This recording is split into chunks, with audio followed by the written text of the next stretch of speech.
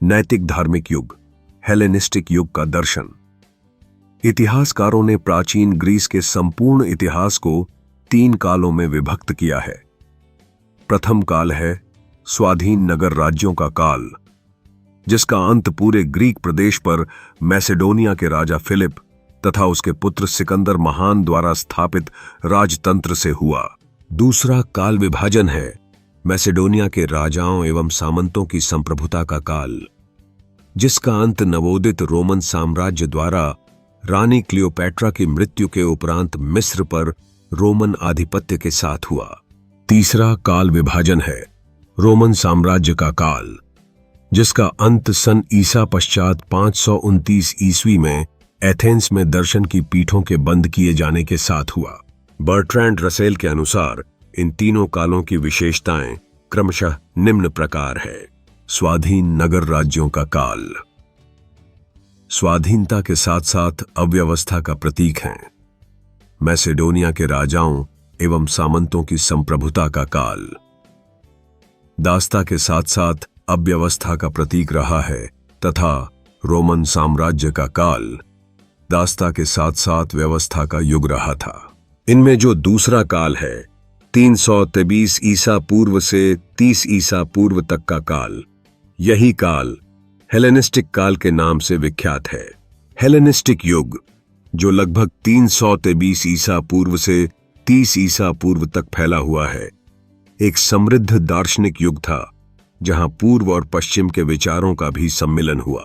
इस समय में अलेक्जेंडर द ग्रेट के साम्राज्य के बाद ग्रीस की संस्कृति और विचारधारा ने विस्तृत क्षेत्रों में स्थान ग्रहण किया और यहां कई नई दार्शनिक धाराएं उभरीं। यह विशेष रूप से उल्लेखनीय है कि एरिस्टोटल की मृत्यु के बाद यूनान में दर्शन का उत्तरोत्तर ह्रास हुआ। एरिस्टोटल की मृत्यु के बाद यूनान में ऐसा कोई महान विचारक उत्पन्न नहीं हुआ जिसने दर्शन जगत को कोई मौलिक विचार प्रदान किया हो। जो 1-2 विचारक हुए भी, वे प्लेटो, एरिस्टोटल इत्यादि दार्शनिकों को उद्धृत करने में ही अपने दर्शन की सफलता समझते थे। इस बौद्धिक अकाल का कारण यूनान की तत्कालीन राजनीतिक व सामाजिक अराजकता थी। यूनान के दर्शन के क्षेत्र में जो स्थान एरिस्टोटल का रहा है, वही स्थान राजनीतिक क्षेत्र में अलेक्जेंडर का रहा है। अलेक्जेंडर की मृत्यु के बाद सत्ता के लिए पर्याप्त संघर्ष हुए। यूनान देश कई छोटे छोटे राज्यों में विभक्त हो गया। ये राज्य द्वेषवश सदा एक दूसरे से संघर्ष किया करते थे। 146 ईसा पूर्व में यूनान अपनी स्वतंत्रता खोकर रोमन राज्य का एक प्रांत बन गया था। इसका प्रभाव देश की बौद्धिक स्वतंत्रता पर भी पड़ा। यूनानवासी देश की महान परंपराओं को भूलकर स्वार्थ के वशीभूत हो भौतिक सुखों के पीछे ही अपनी शक्ति का दुरुपयोग करने लगे। ऐसी स्थिति में दर्शन साध्य न होकर जीवन के दुखों से मुक्त होने का एक साधन मात्र रह गया। ज्ञान के लिए न होकर जीवन की समस्याओं के समाधान का एक साधन मात्र बनकर रह गया। पर इतना होते हुए भी यूनानी मस्तिष्क ने अपने दार्शनिक चिंतन के स्वभाव का पूर्णतया परित्याग नहीं किया। परिणाम स्वरूप यूनानी विचारकों को इस व्यावहारिकता की भी एक दार्शनिक व वैज्ञानिक पृष्ठभूमि तैयार करनी पड़ी। इन परिस्थितियों में सिद्धांत और व्यवहार का समन्वय ही यूनानी जीवन का आदर्श बन सकता था, और हुआ भी यही।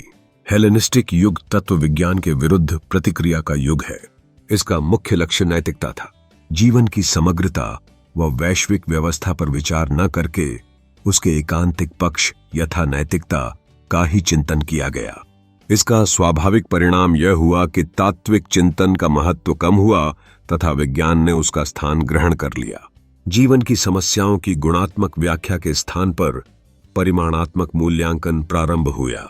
एरिस्टोटल के समय तक दर्शन और विज्ञान के बीच क्रम विभाजन नहीं हुआ था, पर उसकी मृत्यु के बाद विभिन्न विज्ञानों ने क्रमशः दर्शन का साथ छोड़कर अपना स्वतंत्र अस्तित्व स्थापित करना प्रारंभ कर दिया। इस दृष्टि से अलेक्जेंड्रिया का नाम विशेष रूप से उल्लेखनीय है। वहां बहुत से गण्यमान्य वैज्ञानिक अपने अपने क्षेत्र में अनुसंधान कार्य में संलग्न थे। यूक्लिड रेखागणित में, एराटोस्थेनीज भूगोल में, अपोलोनियस भौतिक शास्त्र एवं गणित में तथा टोलेमी खगोल शास्त्र में कार्य कर रहे थे। पर यहीं एक और प्रवृत्ति भी देखने को मिली। दर्शन का विज्ञान से जितना ही संबंध टूटता गया, धर्म के साथ उसका संबंध उतना ही दृढ़ होता गया। दर्शन विशिष्ट संप्रदायों की ही संपत्ति न होकर यूनान के लौकिक जीवन का अंग बन गया। यह तत्कालीन धार्मिक अंधविश्वासों का एक आश्रय भी बना, जिसमें प्राच्य धर्मों के धर्म परिवर्तन सिद्धांत का खुलकर प्रयोग किया गया।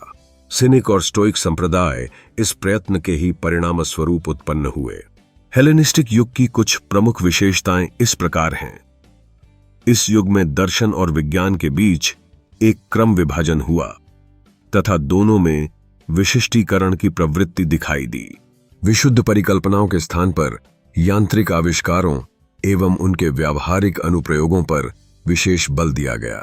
इस युग में तात्विक समस्याओं के स्थान पर नैतिक समस्याओं पर विशेष बल दिया गया।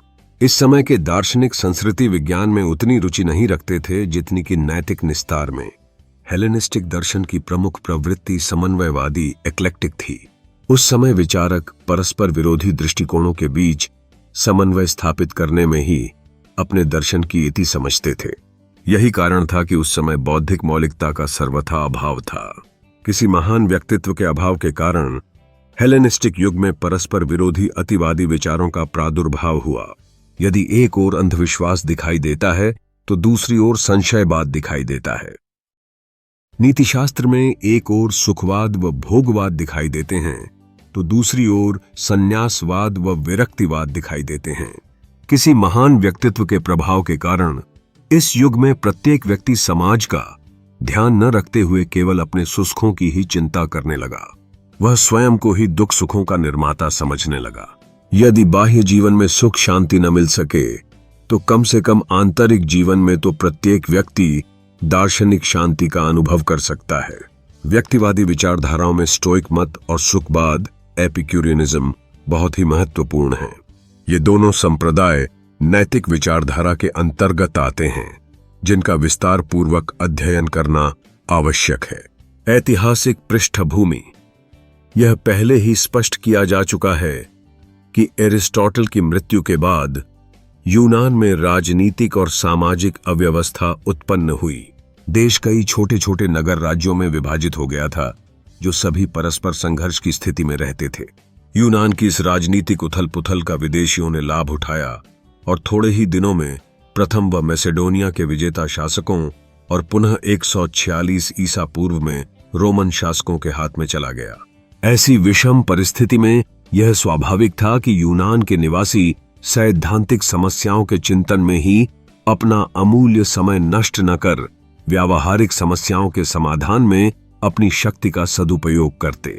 शक्तिशाली या प्रभावी शासन के अभाव में यूनान प्रतंत्रता की बेड़ियों में आबद्ध होने के कारण यूनानी लोगों के लिए व्यक्तिगत नैतिकता, जीवन और आत्म संबंधी समस्याओं का ही विशेष महत्व हो गया और वे निजी जीवन के मूल्यों पर अपना ध्यान केंद्रित करने लगे। अब प्रश्न यह उठा कि जीवन का सबसे बड़ा नैतिक मूल्य क्या है। विभिन्न विचारकों ने इन प्रश्नों का विभिन्न रूपों में उत्तर दिया। इस युग का सबसे प्रभावशाली दर्शन स्टोइकवाद था, जो नैतिक आचार विचारों को महत्वपूर्ण मानता था। स्टोइक दार्शनिकों ने यह समझाया कि मनुष्य को अपने भावनाओं पर नियंत्रण रखना चाहिए और प्राकृतिक न्याय की ओर अग्रसर होना चाहिए। उन्होंने ध्यान देने की आवश्यकता पर जोर दिया, यह बताते हुए कि एक साधारण तपस्वी जीवन जीना ही आत्मा की वास्तविक स्वतंत्रता की कुंजी है। एक अन्य महत्वपूर्ण विचारधारा एपिक्यूरिज्म ने आनंद के सुखी जीवन जीने के अनुभव पर ध्यान केंद्रित किया।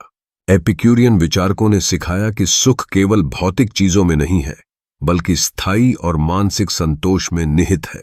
इस दृष्टिकोण ने सामाजिक संबंधों और व्यक्तिगत सुख की भूमिका को महत्व दिया, जिससे लोगों ने अपने अनुभव को आनंदित करने का प्रयास किया। इन एपिक्यूरियन दार्शनिकों के अनुसार सुख प्राप्त करना ही जीवन का परम लक्ष्य है। सुख ही जीवन का वह आदर्श है जिसकी प्रत्येक मनुष्य इच्छा करता है। इसके अतिरिक्त संसार में जितनी वस्तुएं हैं उनका महत्व वहीं तक है जहां तक कि वे सुख का साधन हो सकती हैं। इसके विपरीत स्टोइक मतावलंबियों के अनुसार जीवन का लक्ष्य सुख न होकर सदाचार, सद्गुण, आत्मसंयम, कर्तव्य और मिताचार, अपरिग्रह है। प्लेटो और एरिस्टोटल के दर्शनों की अपेक्षा एपिक्यूरियन और स्टोइक विचारकों की बातों ने तत्कालीन यूनानी मस्तिष्क को अधिक आकृष्ट किया।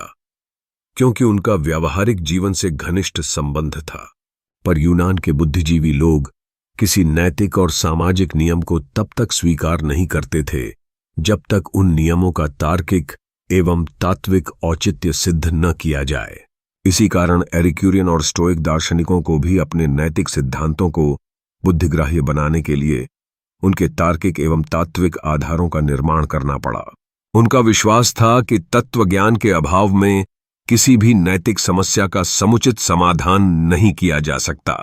मनुष्य का व्यवहार इस बात पर निर्भर करता है कि वह किस प्रकार के संसार का निवासी है। किसी व्यक्ति का जीवन दर्शन उसके संसार दर्शन पर आधारित होता है और उसका नीति दर्शन उसके तत्व दर्शन पर आधारित होता है। यद्यपि इन दार्शनिकों ने व्यावहारिकता पर विशेष बल दिया था, पर इनमें तात्विक चिंतन का पूर्ण रूपेण अभाव नहीं था। यदि हम परम शुभ अथवा अपने जीवन के उच्चतम आदर्शों को प्राप्त करना चाहते हैं तो यह आवश्यक है कि हम जानें कि तत्व क्या है और उस तत्व को किस प्रमाण द्वारा प्राप्त किया जा सकता है। यही कारण है कि एपिक्यूरियत और स्टोइक दार्शनिकों ने तत्व विज्ञान, मेटाफिजिक्स, ज्ञान मीमांसा, एपिस्टेमोलॉजी एवं नीति विज्ञान, एथिक्स, इन तीनों का समुचित विकास किया। इसका मूल उद्देश्य नैतिक समस्याओं के समाधान का उपाय ढूंढना था, पर यह तब तक संभव नहीं था जब तक कि तत्व विज्ञान और तर्क विज्ञान में दक्षता प्राप्त न हो। तत्व विज्ञान नीति विज्ञान की प्रागपेक्षा है। एपिक्यूरियन दार्शनिकों ने अपने परम शुभ का आदर्श डेमोक्रिटस के यांत्रिक भौतिकवाद, मैकेनिस्टिक मटेरियलिज्म पर आधारित किया। इसके अनुसार जगत अनंत भौतिक परमाणुओं के परस्पर घात प्रतिघात के परिणाम स्वरूप उत्पन्न हुआ है, जिसमें न कोई लक्ष्य है, न उद्देश्य है और जिसका कोई हेतु भी नहीं है। मनुष्य भी इन अन्य जड़, चेतना विहीन और सदा गतिशील भौतिक परमाणुओं का एक संघात ही है। परमाणु नित्य है, पर उनके संघात बनते बिगड़ते रहते हैं। मनुष्य का अस्तित्व भी अनित्य ही है और यह किसी भी क्षण नष्ट हो सकता है। इसीलिए जब तक वह जीवित है उसे अधिकतम सुख का उपभोग कर लेना चाहिए, क्योंकि कोई नहीं जानता कि कब उसका अस्तित्व समाप्त हो जाएगा। इसके विपरीत स्टोइक दार्शनिकों के अनुसार जगत गतिशील, अंधा, अस्त व्यस्त और उद्देश्यहीन परमाणुओं का केवल एक आकस्मिक संग्रह मात्र नहीं है, वरन वह एक सुंदर, शुभ और सुविन्यस्त सृष्टि है जो एक चेतन सत्ता द्वारा नियमित और नियंत्रित होती है। स्टोइक दार्शनिकों के लिए जगत ईश्वर रूप है। प्रत्येक मनुष्य का यह पुनीत कर्तव्य है कि वह इस महान चेतन सृष्टि में अपना योगदान दे और अपनी व्यक्तिगत इच्छाओं को सार्वभौम सामंजस्य के पक्ष में बलिदान कर दे। प्रत्येक व्यक्ति को अपनी जीवात्मा विश्वात्मा में लीन कर ईश्वर की इच्छा की पूर्ण अभिव्यक्ति में सहायक सिद्ध होना चाहिए। उसे अपने स्वार्थ या वैयक्तिक सुख के लिए कोई काम न कर, केवल समष्टि की पूर्णता के लिए ही प्रयत्न करना चाहिए। परमार्थ में ही स्वार्थ को सिद्धि है, समष्टि में ही व्यष्टि का कल्याण है। स्टोइक दार्शनिकों ने सुख को अपना लक्ष्य न बनाकर प्रसन्नता या आनंद की प्राप्ति के लिए ही यत्न किया, जो प्राकृतिक नियम के परिपालन से ही संभव है।